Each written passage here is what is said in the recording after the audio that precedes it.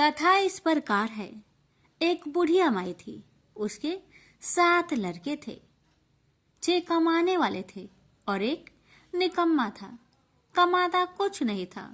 बुढ़िया माई अपनी 6 बेटों के लिए भोजन बनाती थी और उनको भोजन कराती, और उनसे जो कुछ जूठन बचती वह 7वें बेटे को देती थी। एक दिन 7वां बेटा अपनी पत्नी से बोला, देखो मेरी माँ को मुझ पर कितना प्रेम है। वह बोली, क्यों नहीं, सबका जो जूठा तुमको खिलाती है। वह बोला, ऐसा नहीं हो सकता, मैं जब तक अपनी आंखों से ना देख लूं, मैं मान नहीं सकता कि मेरी माँ मेरे साथ ऐसा कर सकती है। कुछ दिन बाद त्योहार आया। घर में 7 प्रकार के भोजन और चूरमे के लड्डू बने। अब सबसे छोटे लड़के ने, यानी कि 7वें लड़के ने, अपना सिर दुखने का बहाना बनाया और पतला चादर ओढ़कर रसोई घर में सो गया, ये देखने के लिए कि मेरी माँ मुझे जूठे भोजन देती है या फिर बनाई हुई ताजी भोजन देती है। लड़का झूठ मूठ का सोने के नाटक करके रसोई घर में सोया हुआ है। वह पतले चादर के अंदर से सब कुछ देख रहा था। तभी 6 भाई भोजन करने आए। उसने देखा माँ ने उनके लिए सुंदर आसन बिछाया, नाना प्रकार की रसोई परोसी और आग्रह करके उन्हें जिमाया, और वह देखता रहा। जब 6 भाइयों ने भोजन करके उठा, तब माँ ने क्या किया कि उनकी बची हुई भोजन, जूठी भोजन थालियों में से इकट्ठा करके सभी लड्डुओं के टुकड़ों को उठाकर एक लड्डू बनाया, और सभी जूठन को साफ करके बुढ़िया ने अपने सबसे छोटे लड़के को पुकारा, बेटा 6 भाई भोजन करके चले गए, अब तू ही बाकी है, उठ और खाना खा ले। तब वह बेटा कहने लगा, माँ मुझे आज भूख नहीं लगा है, मुझे भोजन नहीं करना, मैं अब जहाँ नहीं रहूंगा, मैं परदेश चला जाऊंगा। अपने बेटे की बातें सुन माँ ने कहा, बेटा तू कल जाना चाहता है ना, कल क्यों जाएगा, तुम आज ही चला जा। तब बेटा बोला, हाँ माँ, मैं आज ही चला जा रहा हूँ। यह कहकर वह घर से निकल गया। चलते समय पत्नी की याद आई। वह गौशाला में उपले थाप रही थी। वहां जाकर वह बोला, हम जावे परदेश, आवेंगे कुछ काल, तुम रहियो संतोष से, धर्म अपनो पाल। पत्नी बोली, जाओ पिया आनंद से, हमरो सोच हटाए, राम भरोसे हम रहे, ईश्वर तुम्हें सहाय। 2 निशानी आपन, देख धरो में धीर, सुधी मती हमारी, बिसारियो रखियो मन गंभीर। पति बोला, मेरे पास तो कुछ नहीं, यह अंगूठी है, सुले और अपनी कुछ निशानी मुझे भी दे। पत्नी बोली, मेरे पास क्या है, यह गोबर से भरा हाथ। यह कहकर पति की पीठ पर गोबर के हाथ की थाप मार दी। अब पति चल दिया। चलते चलते दूर देश पहुंचा। वहां एक साहूकार की दुकान थी। वहां जाकर कहने लगा, भाई मुझे नौकरी पर रख लो। साहूकार को जरूरत थी तो वह बोला, रह जाओ। लड़के ने पूछा, तनख्वाह क्या दोगे? तो साहूकार ने कहा, तुम्हारा काम देखकर तब हम दाम देंगे। साहूकार की नौकरी मिली।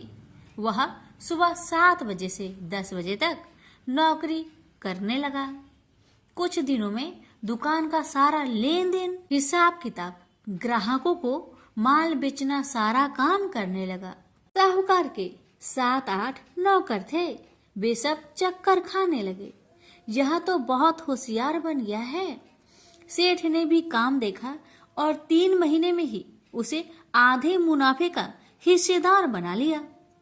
वह कुछ वर्ष में ही नामी सेठ बन गया और मालिक सारा कारोबार उस पर छोड़कर चला गया। इधर पति की अनुपस्थिति में उसकी पत्नी को सास ससुर दुख देने लगे। सारी गृहस्थी का काम करा के उसे लकड़ी लेने जंगल में भेजते हैं। इस बीच घर के आटे से जो भूसी निकलती, उसकी रोटी बनाकर रख दी जाती, और उसके साथ ही फूटे नारियल की नारेली में पानी। एक दिन वह लकड़ी लेने जा रही थी। रास्ते में बहुत सी स्त्रियां संतोषी माता की व्रत करते दिखाई दी। वह लड़की खड़ी होकर कथा सुनने लगी और पूछा, बहनों, तुम किस देवता की व्रत करती हो और उसके करने से क्या फल मिलता है? यदि तुम इस व्रत का विधान मुझे समझाकर कहोगी तो मैं तुम्हारा बड़ा एहसान मानूंगी। तब उनमें से एक स्त्री बोली, सुनो बहन, यह संतोषी माता का व्रत है। इसके करने से निर्धनता, दरिद्रता का नाश होता है और जो कुछ मन में कामना हो सब संतोषी माता की कृपा से पूरी होती है। तब उसने उससे व्रत की विधि पूछी। वह भक्तिनी स्त्री बोली, 1.25 आने का गुड़ चना लेना, इच्छा हो तो 5.25 आने का लेना, या फिर 1.25 रुपए का भी सहूलियत के अनुसार लाना। बिना परेशानी और श्रद्धा व प्रेम से जितना भी बन पड़े 1.25 लेना। प्रत्येक शुक्रवार को निराहार रहकर कथा सुनना। इसके बीच कर्म टूटे नहीं, लगातार नियम पालन करते रहना। सुनने वाला कोई ना मिले तो घी का दीपक जला उसके आगे या जल के पात्र के सामने रखकर कथा कहना। जब कार्य सिद्ध ना हो नियम का पालन करना और कार्य सिद्ध हो जाने पर व्रत का उद्यापन करना। 3 मास में माता फल पूरा करती है। यदि किसी के ग्रह खोटे भी हो तो भी माता वर्ष भर में कार्य सिद्ध करती है। फल सिद्ध होने पर उद्यापन कर लेना चाहिए, बीच में नहीं। उद्यापन में 2.5 सेर आटे का खाजा तथा इसी परिमाण में खीर तथा चने का साग करना। 8 लड़कों को भोजन कराना। जहाँ तक मिले देवर, जेठ, भाई बंधु के हो, न मिले तो रिश्तेदारों और पास पड़ोसियों को बुलाना। उन्हें भोजन करा, यथाशक्ति दक्षिणा दे। माता का नियम पूरा करना। उस दिन घर में खटाई न खाना। यह सुन बुढ़िया माई के लड़के की बहू चल दी। रास्ते में लकड़ी की बोझ को बेच दिया और उन पैसों से गुड़ चना ले माता की व्रत की तैयारी कर आगे चली और सामने मंदिर देखकर पूछने लगी, यह मंदिर किसका है? सब कहने लगे, संतोषी माता का मंदिर है। यह सुनकर माता के मंदिर में जाकर चरणों में लौटने लगी। दीन हो विनती करने लगी, माँ, मैं निपट अज्ञानी हूँ, व्रत के कुछ भी नियम नहीं जानती, मैं दुखी हूँ। हे माँ, जगत जननी, मेरा दुख दूर कर, मैं तेरी शरण में आई हूँ। माता को दया आई। एक शुक्रवार बीता कि दूसरे को उसके पति का पत्र आया और तीसरे शुक्रवार को उसका भेजा हुआ पैसा आ पहुंचा। यह देख जेठ जेठानी मुंह से डोकने लगी। लड़के ताने देने लगे। काकी के पास पत्र आने लगे, रुपया आने लगा। अब तो काकी की खातिर बढ़ेगी। बेचारी सरलता से कहती, भैया कागज आवे रुपया आवे, हम सब के लिए अच्छा है। ऐसा कहकर आंखों में आंसू भरकर संतोषी माता के मंदिर में आ मातेश्वरी के चरण में गिरकर रोने लगी। माँ, मैंने तुमसे पैसा कब मांगा है माँ? मुझे पैसे से क्या काम है माँ? मुझे तो अपने सुहाग से काम है। मैं तो अपनी स्वामी के दर्शन मांगती हूँ माँ। तब माता ने प्रसन्न होकर कहा, जा बेटी, तेरा स्वामी आएगा। यह सुनकर खुशी से बावली होकर घर जा पहुंची, अपना काम काज करने लगी। अब संतोषी माँ विचार करने लगी, इस भोली पुत्री को मैंने कह तो दिया कि तेरा पति आएगा, लेकिन कैसे? वह तो इसे सपने में भी याद नहीं करता। उसे याद दिलाने को मुझे ही जाना पड़ेगा। इस तरह माता जी उस बुढ़िया के बेटे के पास जा सपना में प्रकट हो कहने लगी, साहूकार के बेटे, तुम सो रहा है या जागता है? वह कहने लगा, माता, मैं सोता भी नहीं जागता भी नहीं, कहो क्या आज्ञा है? माता कहने लगी, तेरे घर बार कुछ है कि नहीं? वह बोला, मेरे पास सब कुछ है माँ। माँ बाप है, पत्नी है, क्या कमी है माँ? माँ बोली, भोले पुत्र, तेरी पत्नी घोर कष्ट उठा रही है, तेरे माँ बाप उसे परेशान कर रहे हैं, वह तेरे लिए तरस रही है, तू उसकी सुधि ले। वह बोला, हाँ माता जी, यह तो मालूम है, परंतु जाऊं तो कैसे? परदेश की बात है, लेन देन का कोई हिसाब नहीं है, कोई जाने का रास्ता भी नहीं आता, कैसे चला जाऊं? माँ कहने लगी, मेरी बात मान, सवेरे नहा धोकर संतोषी माता का नाम ले, घी का दीपक जला, दंडवत कर दुकान पर बैठ, देखते देखते तेरा सारा लेन देन चुक जाएगा, जमा का माल बिक जाएगा, साज होते होते धन का भारी ढेर लग जाएगा। माता की बात मानकर वह नहा धोकर संतोषी माता को दंडवत घी का दीपक जला। थोड़ी देर में देने वाले रुपए लाने लगे, लेने वाले हिसाब लेने लगे, कोठे में भरे सामान की खरीदारी नगद दाम में दे सौदा करने लगे। शाम तक धन का भारी ढेर लग गया। मन में माता का नाम ले चमत्कार देख प्रसन्न होकर घर ले जाने के वास्ते गहना कपड़ा सामान खरीदने लगा। यह काम से निपट तुरंत घर को रवाना हुआ। उधर उसकी पत्नी जंगल में लकड़ी लेने जाती है। लौटते वक्त माता जी के मंदिर में विश्राम करती है। वह तो उसके प्रतिदिन रुकने का जो स्थान ठहरा। धूल उड़ती देख वह माता से पूछती है, हे माता, यह धूल कैसे उड़ रही है? माता कहती है, हे पुत्री, तेरा पति आ रहा है, अब तू ऐसा कर, लकड़ियों के 3 बोझ बना ले, एक नदी के किनारे रख और दूसरा मेरे मंदिर पर, वह तीसरा अपने सिर पर।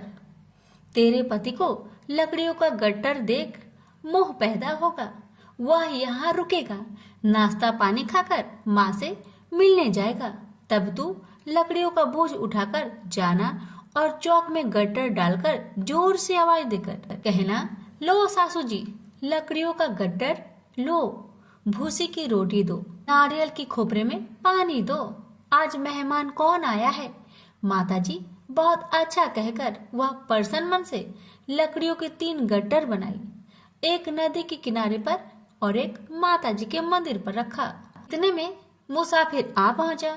सूखी लकड़ी देख उसकी इच्छा उत्पन्न हुई कि हम यहीं पर विश्राम करें और भोजन बनाकर खा पीकर गांव जाए। इसी तरह रुककर भोजन बना, विश्राम करके गांव को गया, सबसे प्रेम से मिला। उसी समय सिर पर लकड़ी का गट्टर लिए वह उतावली सी आती है, लकड़ियों का भारी बोझ आंगन में डालकर जोर से 3 आवाज देती है, लो सासू जी, लकड़ियों का गट्टर लो, भूसी की रोटी दो, आज मेहमान कौन आया है? यह सुनकर उसकी सास बाहर आकर अपने दिए हुए कष्टों को भुलाने हेतु कहती है, बहू ऐसा क्यों कहती है? तेरा मालिक ही तो आया है, आ बैठ, मीठा भात खा, भोजन कर, कपड़े पहन, गहने पहन। उसकी आवाज सुन उसका पति बाहर आता है, अंगूठी देख व्याकुल हो जाता है और माँ से पूछता है, माँ यह कौन है? माँ ने कहा, बेटा यह तेरी पत्नी है, जब से तू गया है तब से सारे गांव में भटकती फिरती है, घर का कामकाज कुछ नहीं करती, 4 पहर आकर खा जाती है। वह बोला, ठीक है माँ, मैंने इसे भी देखा और तुम्हें भी, अब दूसरे घर की ताली दो, मैं उसमें रहूंगा। माँ बोली, ठीक है, जैसी तेरी मर्जी। तब वह दूसरे मकान की 3री मंजिल का कमरा खोल सारा सामान जमाया। एक दिन में ही राजा के महल के जैसा ठाट बाट बन गया। अब क्या था, बहू सुख भोगने लगी। इतने में शुक्रवार आया। उसने पति से कहा, मुझे संतोषी माता का व्रत उद्यापन करना है। पति बोला, खुशी से कर लो। वह उद्यापन की तैयारी करने लगी। जेठानी के लड़कों को भोजन के लिए कहने गई। उन्होंने मंजूर किया, परंतु पीछे से जेठानी ने अपने बच्चों को सिखाया, देखो भोजन के समय खटाई मांगना, जिससे उसका उद्यापन पूरा ना हो। अब तो बच्चे जिमने आए, खीर खाना पेट भर के खाए, परंतु बाद में खाते ही कहने लगे, हमें खटाई दो, खीर खाना हमको नहीं भाता, देखकर आरुचि होती है। वह कहने लगी, भाई खटाई किसी को नहीं दी जाएगी, यह माँ संतोषी का प्रसाद है। लड़के उठ खड़े हुए, बोले, पैसे लाओ। भोली बहू कुछ जानती नहीं थी, वह उन बालकों को पैसे दे दिए। लड़के उसी समय हट करके इमली खटाई ले खाने लगे। यह देखकर बहू पर माताजी ने कोप किया। राजा के दूत उसके पति को पकड़कर ले गए। जेठ जिठानी मन माने वचन कहने लगे, लूट लूट कर धन इकट्ठा कर लाया है, अब सब मालूम पड़ जाएगा जब जेल की मार खाएगा। बहू से यह सहन नहीं हुआ। रोती हुई बहू माताजी के मंदिर गई। कहने लगी, हे माता, तुमने क्या किया? हंसाकर अब भक्तों को रुलाने लगी। माता बोली, बेटी, तूने उद्यापन करके मेरा व्रत भंग किया है। वह कहने लगी, माता, मैंने कुछ अपराध किया है क्या? मैंने तो भूल से लड़कों को पैसे दे दिए थे, मुझे क्षमा करो, मैं फिर तुम्हारा उद्यापन करूंगी। माँ बोली, अब भूल मत करना। माँ कहती है, अब भूल नहीं होगी, अब बतलाओ वो कैसे आएंगे? माँ बोली, जा पुत्री, तेरा पति तुझे रास्ते में आता मिलेगा। वह निकली, राह में पति आता मिला। वही पूछी, कहाँ गए थे? वह कहने लगा, इतना धन जो जमाया है उसका टैक्स राजा ने मांगा था, वह भर नहीं गया था। वह परेशान हो बोली, भला हुआ, अब घर को चलो। कुछ दिन बाद फिर शुक्रवार आया। फिर वह बोली, मुझे माता का उद्यापन करना है। पति ने कहा, करो। पत्नी फिर जेठ के लड़कों को भोजन को कहने गई। ठानी ने एक दो बातें सुनाई। सब लड़कों को सिखाने लगी, तुम सब लोग पहले ही खटाई मांगना। लड़के भोजन से पहले कहने लगे, हमें खीर नहीं खाना, हमारा जी बिगड़ता है, कुछ खटाई खाने को दो। वह बोली, खटाई किसी को नहीं मिलेगा, आना हो तो आओ। वह ब्राह्मण के लड़के को लाकर भोजन कराने लगी। यथाशक्ति दक्षिणा की जगह एक एक फल उन्हें दिया। संतोषी माता प्रसन्न हुई। माता की कृपा होते ही 9वें मास में उसके चंद्रमा के समान सुंदर पुत्र प्राप्त हुआ। पुत्र को पाकर प्रतिदिन माताजी के मंदिर में जाने लगी। माँ ने सोचा, यह रोज आती है, आज क्यों न आए, इसके घर चलो। यह विचार कर माता ने भयानक रूप बनाया। गुड़ चने से सना मुख, ऊपर सूर्य के समान होठ, उस पर मक्खियां भीन भीन कर रही थी। दहली पर पैर रखते ही उसकी सास चिल्लाई, देखो रे देखो, कोई चुड़ैल डाकिन चली आ रही है, लड़कों इसे भगाओ नहीं तो किसी को खा जाएगी। लड़के भागने लगे, चिल्लाकर खिड़की बंद करने लगे।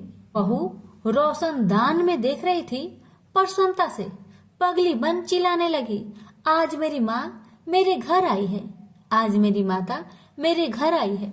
वह बच्चों को दूध पीने से हटाती थी। इतने में सास का क्रोध फट पड़ा।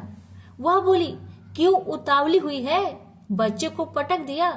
इतने में माँ के प्रताप से लड़के ही लड़के नजर आने लगे। वह बोली, माँ, जिसका मैं व्रत करती हूँ, यह वही संतोषी माता है। सबने माता जी के चरण पकड़ लिए और विनती कर कहने लगे, हे माता, हम मूर्ख हैं, अज्ञानी हैं, तुम्हारे व्रत की विधि हम नहीं जानते, व्रत भंग कर हमने बड़ा अपराध किया है। जग माता, आप हमारा अपराध क्षमा करो। इस प्रकार माता प्रसन्न हुई। बहू को प्रसन्न हो जैसा फल दिया, वैसा माता सबको दे। जो पढ़े उसका मनोरथ पूर्ण हो, जो सुने उसका भी मनोरथ पूर्ण हो। प्रेम से बोलिए संतोषी माता की जय।